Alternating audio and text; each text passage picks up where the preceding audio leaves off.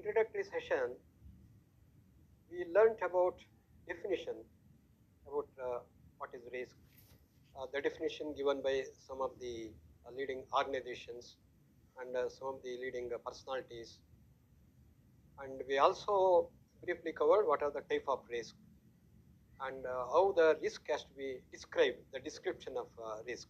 In this session, we learn what is the importance of risk, how it has to be assessed.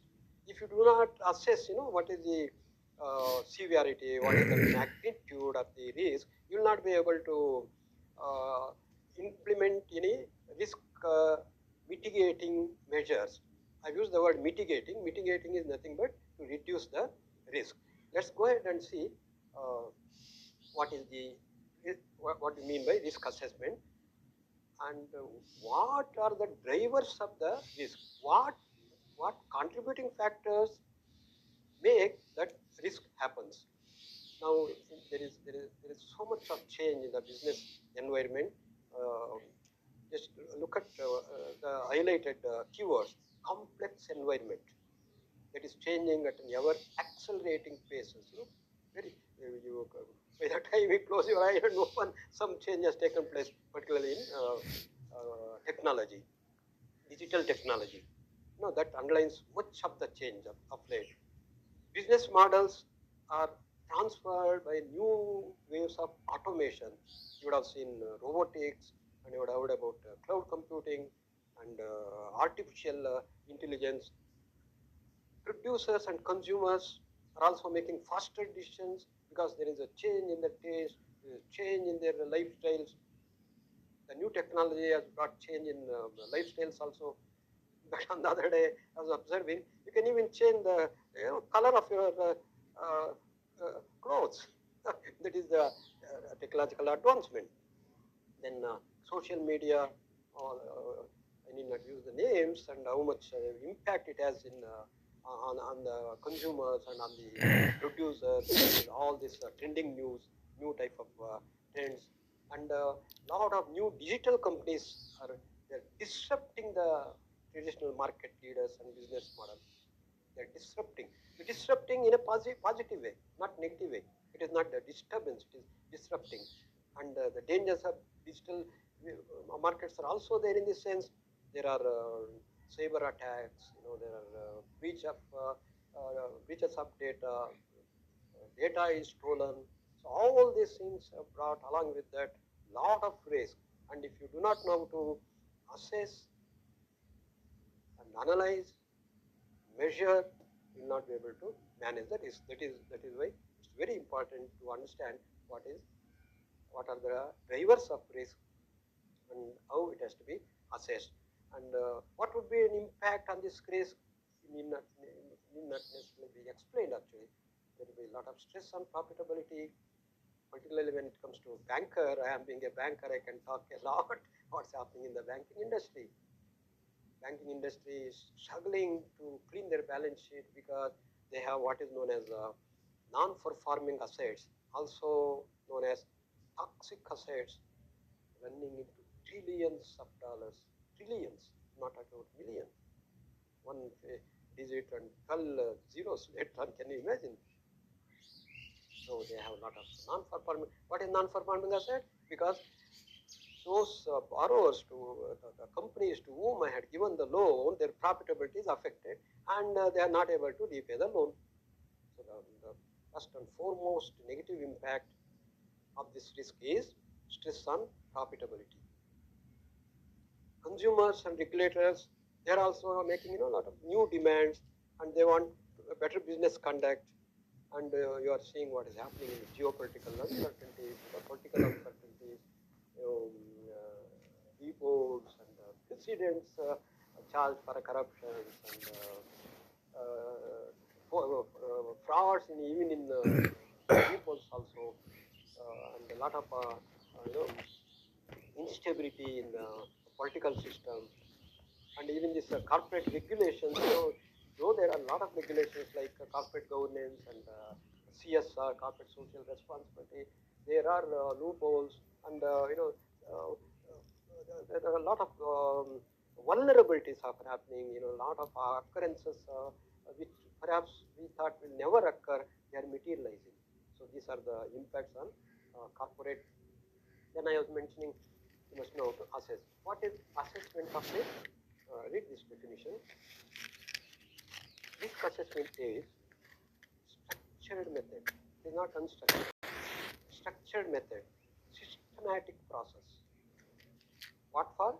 To identify hazards and evaluating any hazard in the workplace, and then implementing reasonable control measures. What for? To suitably either eliminate, or reduce, or control. It is not really, I don't say not possible, almost well impossible to eliminate the risk. You may reduce, you may control. So, structured method, systematic process for identifying hazards and its associated risk, so that we can have control measures. What for? To reduce the impact of risk. For example, say ensuring health, safety, and well-being employees. So what are the risks involved? What are the measures you can implement? Risk recognition, risk rating together for risk assessment. One is you have to recognize, assess, then rate. Is it very dangerous? Is it moderate risk? Is it the risk which I can tolerate? Or is it the risk which I have to treat? I'm going to teach you later on 4 T's of risk management. Tolerate, treat, transfer, terminate. I'll be covering it in separate session. So then if you know what is the rate, what is the magnitude, the severity of the risk, then you'll be able to implement proper measures. What for risk management? I already covered. Identify the risk, assess the risk, develop responses so that you will dominate risk and you will reduce the risk. That is the project manager for successful not only assessment of risk, but to prevent the risk and timely completion of the project job. There are measures which we will be learning in detail later. Curative measures, preventive measures. Preventive means so it will take some measures so that the risk does not happen at all. Curative, okay, you have taken all the measures, but still some risk has happened. There are some risk elements. So then preventive. Oh, one is you started preventive, then it's already happened. Then curative. What best can be done? Curative means not curing the risk, to reduce the risk, to control the risk. Okay. Then again, continuing, what is the importance? Bankruptcy cost. Now, supposing there is an organization which may, go for bankruptcy, should it be shut down or not? Otherwise, if you can continuously carry on, perhaps all the stockholders will lose the money. Or if you know that there is some risk, if there is a probability of risk, if you know, at least you can implement some measures, increase the value of a firm. Otherwise, the value of a firm may come down. Now I want to go for a better capital structure. I don't want to borrow more. What is the debt equity ratio? What is my debt means? What is my loan? Equity means what stockholders own, how much they have contributed to buy. Generally, in fact, equity is also costlier. But then, if you go on borrowing more and more, you have to pay more and more interest. Then, to quote one of the incident, there was a banker called Lehman Brothers. They borrowed so much, more than 30 to 40 times of their equity, and it was liquidated. The company went into bankruptcy. So all these things, if you simply allow without implementing measures on time, then it may lead to bankruptcy. Now let's say not only say sales, purchases, R&D, it affects even human capital also. When I was talking about capital, equity or debt, it includes human capital also. Supposing your company is replete with a lot of risk, perhaps you may not get better people to be recruited to your company. They may say, oh, this company is highly risky. Energy exposure. There is, you are not, you are not hedged. Hedging means you will take some measures so that you will reduce the risk. Riskier the firm, the more compensation you have to pay. Then the employees will expect more compensation from you. They may not stay in your firm. There may not be loyalty of the staff member. So compensation packages, capital packages, and meeting the needs of your customer, the banker. Next, we'll see what is the purpose. The purpose of risk management is to compel project manager to devote organized, purposeful thought, provide organizational infrastructure to aid them. What they have to achieve? Which risks are worth an investment? Supposing there are 3 projects. Let's say project A, B, C. Which one is more riskier? Which one will give you more return? Which one demands only lesser capital but more return? So you must be able to analyze this project, which risks are worth investment. I know there are risks, but within ABC, which firm is less risky? How can I isolate, optimize risk? Optimize risk means to the extent possible, bring it down, neither too high, neither too less. Eliminate negative risk. Negative risk invariably results in losses. Increase the positive, enhance the positive risk. Positive risk, say for example, there is a company, some wastages are there and they are not able to manage it. Supposing you further process that, then actually it is negative. There is a loss. Supposing you waste product, you further process and turn it into some useful product. You are taking some risk, but then you are converting into positive risk.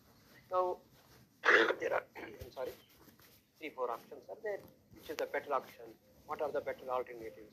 And how much time you have to preserve? What is the money you have to keep reserved? What are the boundaries? Up to what is your risk appetite? We call it. Can I take 90% risk, or can I take 80% risk? What is the risk appetite? And you see that project managers do not exceed that boundaries. I've told them, see, your expenditure on, let's say, capital only this much. Expenditure on human capital should be this much. They should exceed that boundaries. So that is why we have to analyze all these things and aid, help, support, motivate your project manager. This is the purpose. Observe this. How this mouse is equally intelligent compared to human being. Can you observe that? What is that? There is a, let us say, there is a cake, and mouse has observed there is a cake, and there is a risk. If it puts its head inside that, it will die. So it observes there is a. It is just a symbolic explanation. So it observes there is a helmet. There's the helmet. Look what happens next. There is a risk. What is the risk response? It's wearing the helmet. What is the objective? Some or other I must take that cake. So for management challenge, the cake nobody should take. What is the risk response from the mouse? Is wearing the helmet. Now it goes, takes back the cake very easily. Look, it has taken. Risk managed successfully. Okay. So now, what is that we have learned? What is the purpose of risk? What are the drivers of risk? What is the importance of risk? Why risk management? How the risk has to be assessed, and what impact it will have on the corporate. I hope you have picked up all the points and you have understood this the ultimate presentation, how the mouse has, even though it is symbolic one, how the management, what is the risk it has to assess, what should be my response, what is my objective, and how I have fought the challenge. Thank you, students. We'll meet in the next session.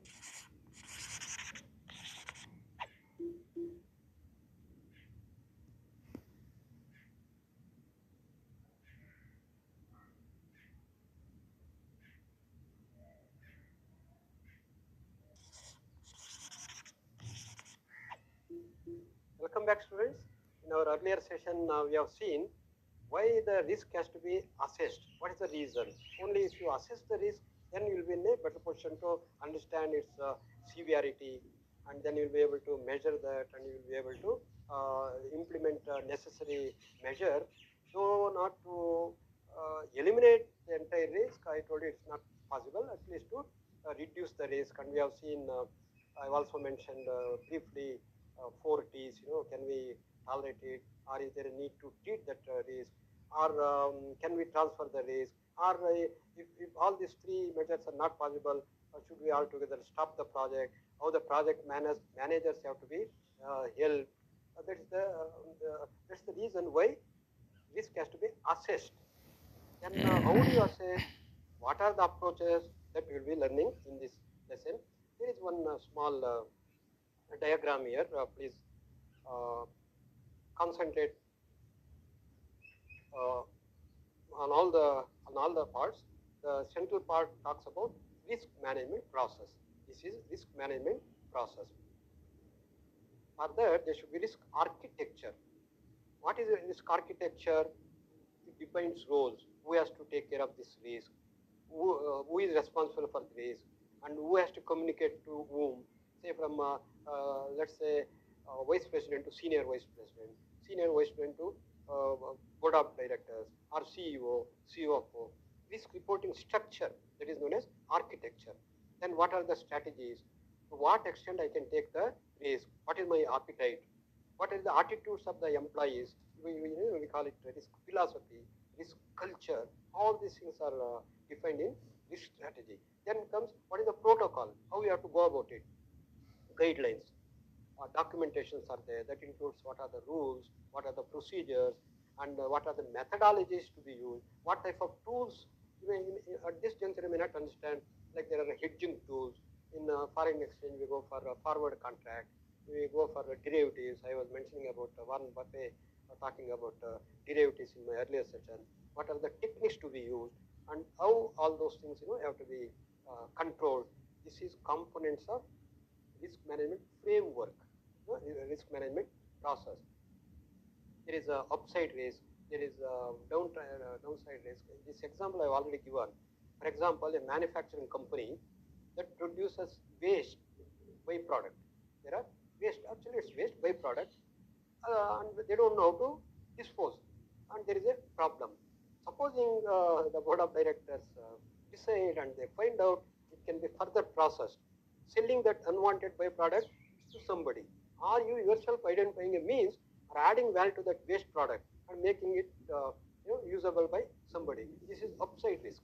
The problem has got a benefit rather than a cost. I was mentioning, risk is not necessarily danger one. Risk is not necessarily a loss incurring one. It can also bring a benefit. Look at this example. That byproduct, it was a problem. Oh, how to dispose of? Then somebody found out some better process to further process it. Or you may find some outsider who will buy this and he will convert this into a better usable product. This is upside risk. This, of course, involvement of board of directors is very essential. I've already explained, I've shown one diagram. This is another pictorial presentation. RMF. What is RMF? Risk Management Framework. This is known as risk management cycle. So what is the culture of risk in your organization? What is the attitude of the employees? What type of risk policies you have framed? And what are the lines of defenses? And how we are going to govern the risk? What is your risk taking capacity in terms of percentage, or risk appetite, and what are the strategies? So all this is together known as risk management cycle. Now, as mentioning there are three lines of defense. Please observe carefully what are these three lines of defense, because it was mentioned in the risk management cycle. Define roles under 3 lines of defense model. This is a 3-line defense model for risk management. What is first line business? First line business units. Second line is risk and compliance. Third is audit. There are 3 different architecture. The first one is involved in day-to-day risk management. They simply follow a risk process. Whatever internal control, etc., they apply, and accordingly they respond to the risk. The second line of business is supervisors. They oversee, they challenge risk management, they also give guidance, they give directions, and depending upon the need, they further develop or modify the risk framework. Finally, it goes to audit.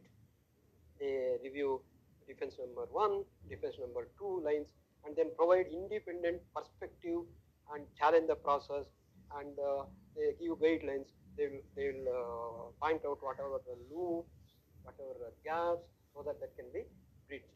The entire process takes these 4 steps: identification of the risk, measurement of risk, then it goes to management, 3 lines of management, then monitoring, who will monitor, supervisors, then it goes to auditors, then reporting to internal stakeholders and external stakeholders. Stakeholders means one is stockholders, those who are invested in the company by buying their stocks. And the stakeholders means the suppliers of the goods, the buyers of the goods, the creditors, the employees, the government, the social environment, all these things put together known as stakeholders, because there is an impact of these companies, either product or company's development, whatever, on the entire environment as a whole. Some common risk management techniques. I was talking about techniques, tools, methodologies. This is known as techniques. What are the techniques? There are 4 techniques: avoid, reduce, share, retain. On the same lines, I gave you 4 T's. I will have a detailed explanation on this 4 T's. Here I told you, if you remember: tolerate, treat, transfer, terminate. Same thing is explained in the different terminology here. Say, for example, first one, if possible, avoid, eliminate, withdraw from, don't involve. If you possible, reduce or optimize or mitigate. Mitigate means reduce, or neither more nor less, optimize. Or if you cannot manage on your own, share that with some third party. Like, for example, insurance, go for insurance. Then if you feel that you are capable of managing, retain it, don't transfer it, accept it, and provide budget, whatever. So these are some of the risk management techniques. This is a very very nice presentation. Look at this. Spend a minute. Look at this.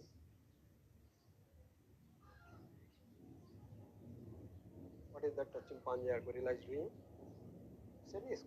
What is that risk? Walking on the tightrope. In fact, risk management is like walking on the tightrope. If you are careful even for a second, you will fall down. Here we are talking about fall down means not about bodily injury, etc. Managing the risk, returns.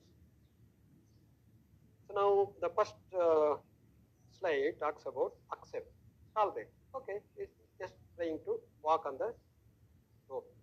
Then the second one is it assumes there may be some risk. Then it has taken one more: support, treat, some measurement. The third one is neither I can tolerate, nor manage, nor mitigate, nor treat. Okay, let me transfer. It has transferred that risk to another animal. Now it is sitting on the animal. Now, oh my God, I don't do all those things. I'll avoid. I'll enjoy. Look at that, the fourth one. I don't want to. I don't want to walk on this tightrope. Avoid. Okay? I think this depicts very nicely how the risk can be managed. Tolerate, treat, transfer, terminate, or accept, manage, mitigate, insure, outsource. Suppose you don't want to do certain things, you outsource it. If you think that is dangerous for you, you get it done from the outside. Now, some of the examples are here. For example, automotive companies, they are controlling supply chain risk with sophisticated monitoring models. automatically, everything like digitalization, everything automatically, the specification, the size, the quality, everything is managed. You would have seen somewhere, the manufacturing process of a car, everything is automatically managed. Pharma companies, they manage risk of large investment through their product portfolio. Then gas, steel, energy, they apply advanced approaches to manage negative effects of financial market, commodity price volatility. Volatility means fluctuation. Then consumer goods companies, they protect their reputation and brand through good and sound practices to manage the product quality and labor condition, their production facilities. So all these things are non-financial risk management. I was referring, financial risk management particularly. Okay, one of the days when I talk on banking, I will be telling you bankers have learned a very bitter lesson, particularly after 2007, 2008 subprime lending crisis which happened in USA, which brought down almost hundreds of small banks were closed down. Not only small banks, some of the big banks like even insurance company like AIG and Lehman Brothers, so many big investment bankers also went into bankruptcy. So that was financial risk management. This is non-financial risk management. By now you understand there is risk in every area, whether it is finance or non-financial area. This is just a prediction. What may happen in 2025? Regulations will broaden. When I talk on banking, I'll tell you there is a Basel 1, Basel 2, Basel 3, Bank for International Settlements. Then for insurance, there is a insurance regulatory authorities, and they will bring in more stringent and more severe regulations, laws, so that the risk does not happen. Then there will be cyber risk may increase. There will be contagion. What happens in one particular place, it may get affected other countries also. Customer expectations will go high, particularly in banking and insurance sector. IT and data will be much more sophisticated, so that there will not be programming errors. There will not be any data breach. They will come out with some complex algorithms. There will be substantial reduction in operational cost and services. The cost will be service cost will be lower. All talent pool, will have massive shift in expertise towards better analysis, better data analysis, cloud computing, digitization. All these things will be future technology. I hope this session was very interesting. You have seen, a pictorial presentation, how the risk has to be treated, and what would be the scenario in 2025. I hope you enjoyed the class, students. Thank you.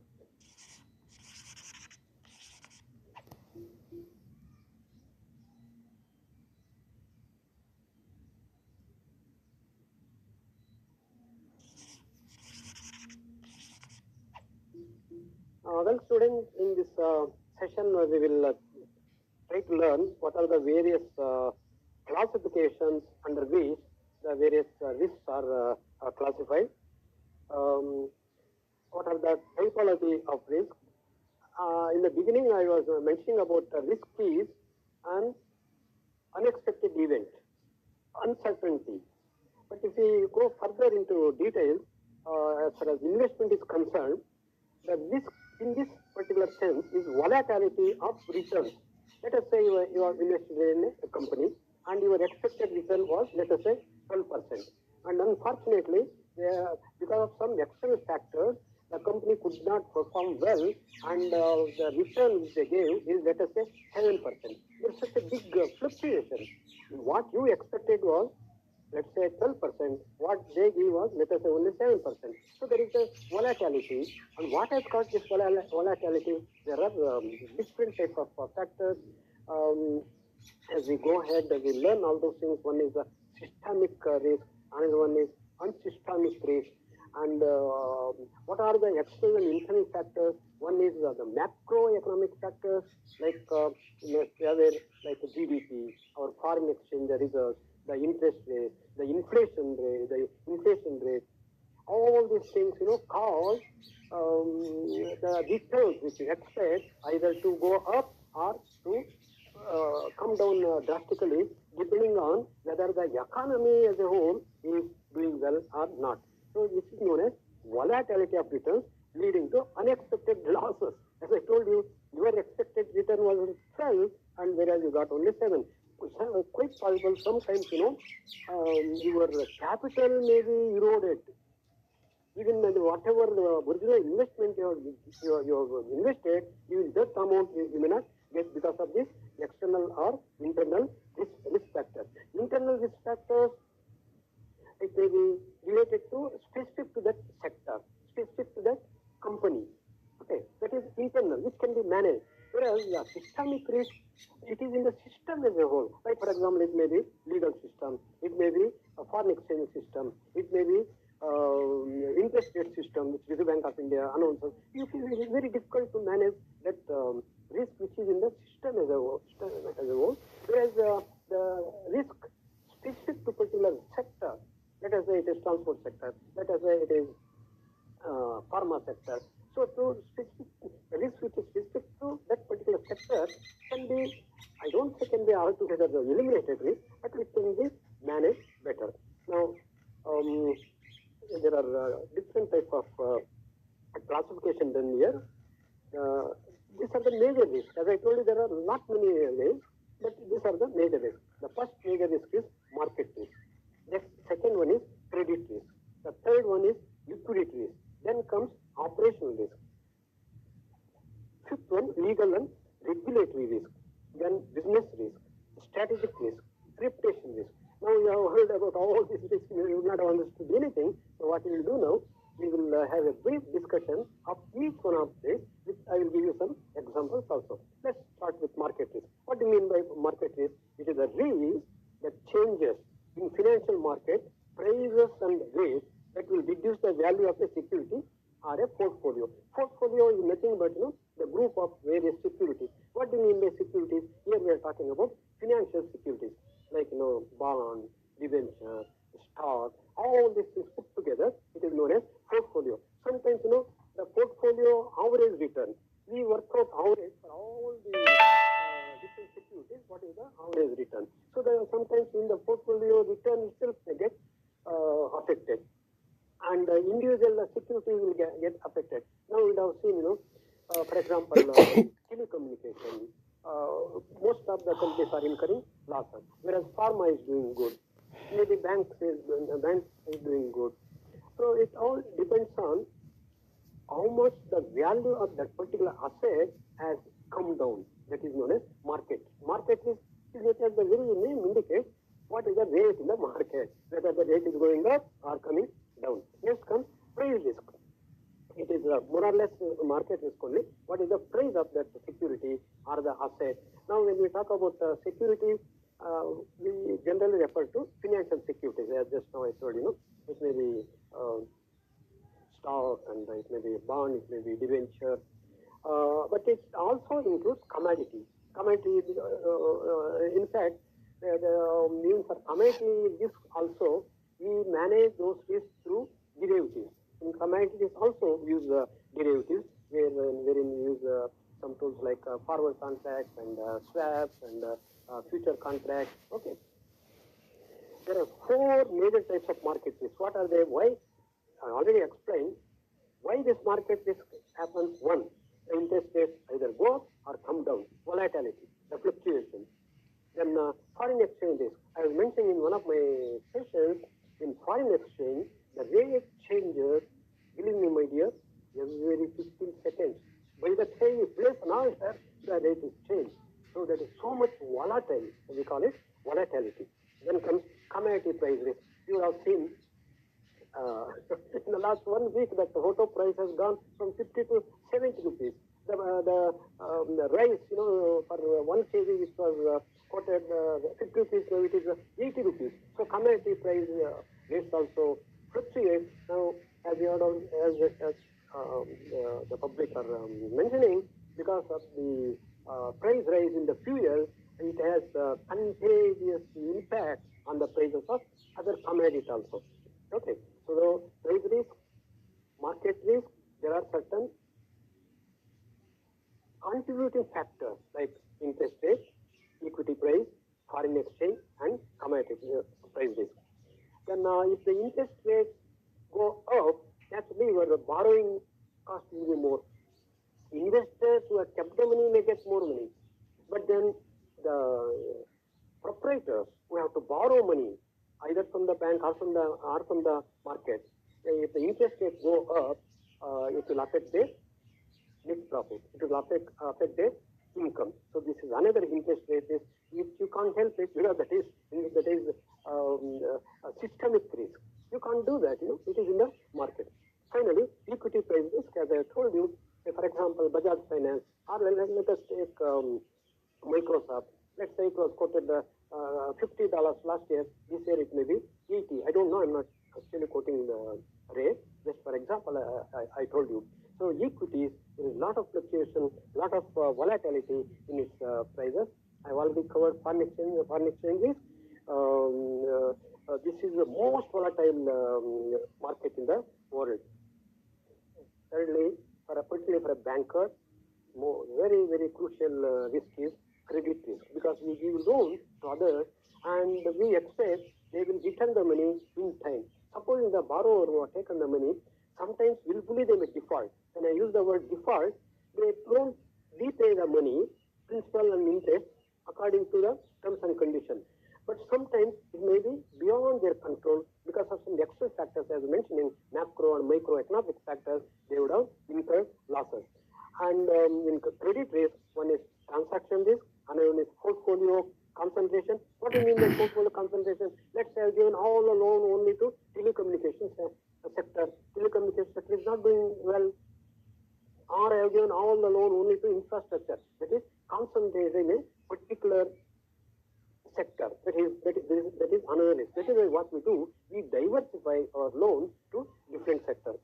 Then counterparty credit risk. What is counterparty? The other fellow, whether he will be able to repay the money in time. That is counterparty, the fellow who has taken the loan. Now, further discussion about credit risk. One is default risk, bankruptcy risk, downgrade risk. What is default risk? As I told you, either willful default or because of the circumstances beyond the control of the borrower, he was not able to repay the money and is known as a defaulter. And continuous losses has resulted in bankruptcy. What do you mean by bankruptcy? The company has been liquidated. The company is closed down. So finally, maybe we'll discuss one of the days. There are some agencies called credit rating agencies. You would have heard about, as far as India is concerned, Wipro, CRISIL. In the international scenario, you would have heard about Moody's, M-O-O-D-Y, Moody's. You would have heard about S&P. So these agencies, they give ratings not only to the companies, not only to the organization, they rate the countries as a whole. Supposing, say, let's say Microsoft. Just for example, I'm taking. Let's say last year they had given AAA. This year they have given AA. Naturally, it affects its capacity to raise the money from the market. This is known as downgrade risk. So you have covered what is default risk, what is bankruptcy risk, what is downgrade risk. Then settlement risk, it is due to exchange of cash flows when transactions are settled because of changes in the price of the security. Next comes liquidity. Now I am a banker. I have given loan. Whether all the assets for which I have given loan, are they liquid? Am I capable of selling them as and when I need without incurring losses? That is liquidity risk. And sometimes, depending upon the demand of the customers, and I must